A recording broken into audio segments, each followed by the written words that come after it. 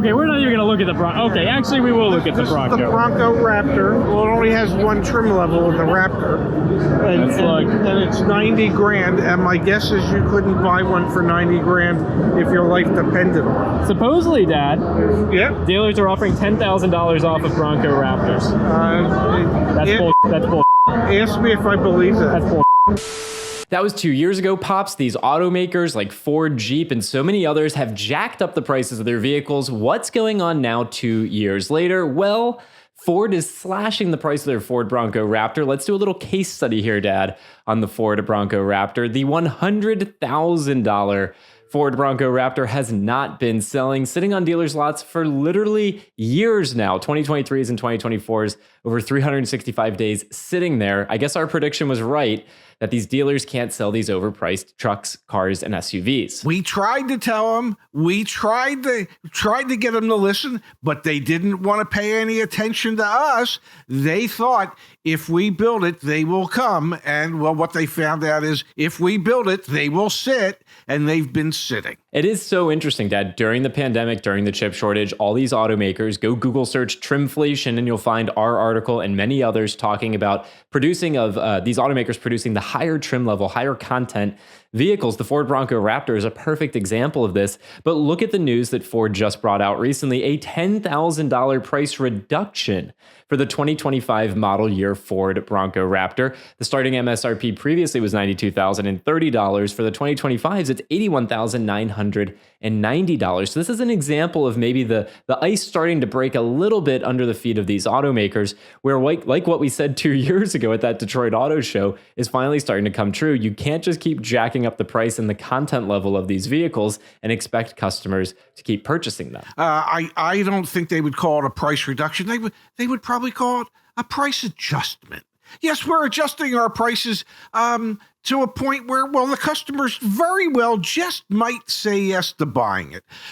Because if they're not buying it $100,000 or $105,000, maybe, just maybe, they'll consider buying it at $82,000. Even that might seem overpriced to a lot of people, but people who are interested in a Bronco Raptor are going to go, well, for 82 grand, I could be in. Now, Dad, obviously there are still some 2023s on dealer lots. The one that we've got on the screen is for sale near me.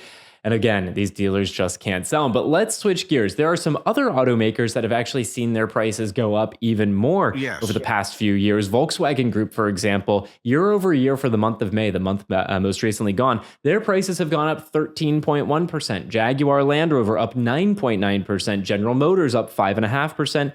Nissan Mitsubishi up 5.4%. And Mazda up 5.2%. And many of these brands on this list here have actually seen their sales start to struggle. For example, Mazda and Volkswagen, with Audi in particular. And I want to really hone in actually on Cadillac for a moment here. Yes. That's part of General Motors. Their Escalade IQ, their big new nameplate, it's a $130,000 vehicle. So, I mean, no wonder we're seeing price increases. Some of these automakers didn't listen to our feedback to them 2 years ago. They continue to go up market with more and more expensive vehicles. Well, you would expect Cadillac, being the king nameplate for luxury for GM. Okay, you expect them to be upscale and continue to remain upscale. But at $130,000, it just, even for people who are thinking to themselves, I'd like to have a luxury SUV, I don't know, maybe they look at a Range Rover instead of a Cadillac. This stuff is just getting so expensive. I mean, I don't think a G-Wagon would be that much more than an Escalade. Of course, it'd be a lot smaller, but it would be a G-Wagon. For sure, for sure. This one that you're looking at on the screen has been on this dealer's lot for 205 days, and there's a 122 market days supply in my area. You can obviously look this information up for your area as well, back on caredge.com/shop, but it just demonstrates these things are not selling and they are sitting kind of like boat anchors. Let's turn to Mazda for a second here, Dad. Mazda sales actually declined year over year last month as their prices have gone up and their incentive spend has gone down. So even with brands that aren't producing $100,000 vehicles, Mazda sub $50,000 typically dollar price point, their sales have actually declined as well, even though their prices have gone up. And then Audi, Dad, for Volkswagen, I'm just thinking about the Q5. The Q5 has seen, what was it, a $7,000 price increase year over year for the next model year? Like, That's part of the reason why these vehicles aren't selling, or more importantly, why these average transaction prices continue to go up in some cases. And the average transaction prices for the vast majority of the population out there are already out of reach. As we approach a $50,000 average transaction price on new cars, the vast majority of Americans cannot afford that. Which is why it's surprising to see that Mazda's sales fell in May, because predominantly they're in the mid 20s to the low 40s, and so they're well below that average transaction price. But there's only so much money that people have to spend for automotive, and I think we've reached the point where the vast majority have said, can't do it. Won't do it. If you look at the fastest selling cars in the US right now, Dad, 9 out of the 10 on that top 10 list are Toyota and Lexus. And the one that isn't, it's the Cadillac Escalade. Not necessarily the IQ, but still the Escalade. And it's selling for well over $100,000. So it is interesting. In some instances, you have an overpriced vehicle or a luxury vehicle selling insanely well. But in other instances, you have like Mazda's push to go more upscale, or Ford with the Bronco Raptor selling very poorly right now. And obviously, we need to see those manufacturers step up in Ford's case with an MSRP reduction, or in Mazda's case, most likely they're going to bring back big incentives. But let's talk for a moment here about opportunities in today's new car market, and then we'll give a brief update on the used car side of things as well. We have the latest and greatest market days supply data from Cox Automotive. This is going to give you a picture of what's selling and what isn't nationwide. Of course, you can use CarEdge Insights back at caredge.com/shop to get market insights for your particular area. We have a 20% off promo going right now at the time of watching this video. But Dad, yes, you've got Audi with a 126 days supply. The industry average right now is a 70 days supply, and you've got Toyota at the other end of the spectrum with a 29 days supply.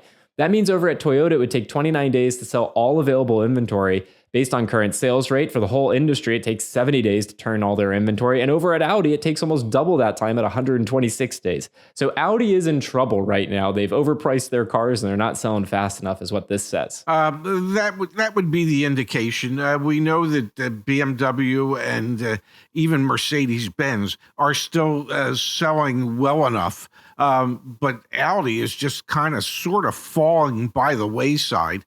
The price increases that they've had, and they've always been the redheaded stepsister of the German luxury brands.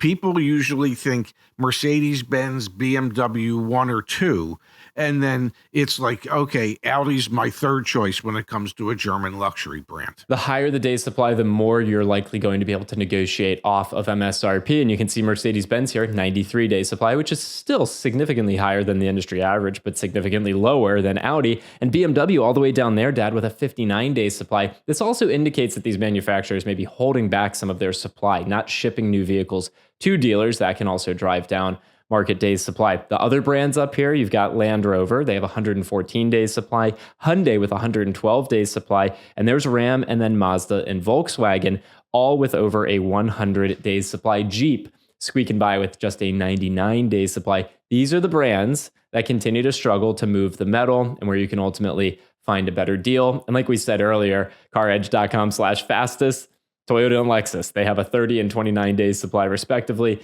Those vehicles, for the most part, are flying off the shelves. But don't forget, we did get that customer with our concierge service, which is also $200 off right now. We got that customer, what was it, $2,000 off a Toyota Sienna? $2,700 off a Toyota Sienna. So, like, deals are possible, but that's a unicorn of all unicorn deals. Well, if anyone can find the unicorns, it's the CarEdge concierges. Let's take a quick pulse check of the used car side of things, Dad, because we know as new car prices got jacked up like crazy, used car prices went sky high. There are 2.21 million used cars for sale nationwide right now in a 43 days supply. That's pretty tight. There's not a lot of quality used cars for sale, and things get even tighter when you start to look at the availability of inventory broken down by price point.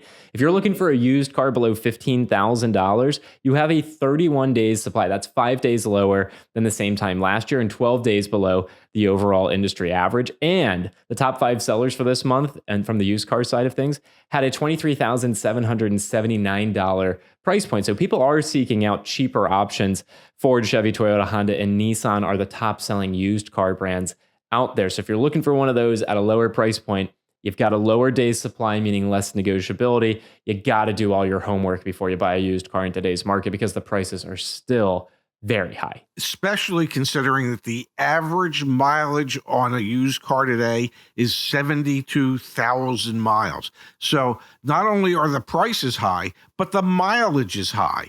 And typically you would expect the pricing to go down as the mileage goes up. And we haven't been seeing that over the last several years. You can obviously get market insights like we've referenced in this video back at caredge.com/shop. And like I said earlier, Dad, we've got 20% off running through, I think it's July 6th.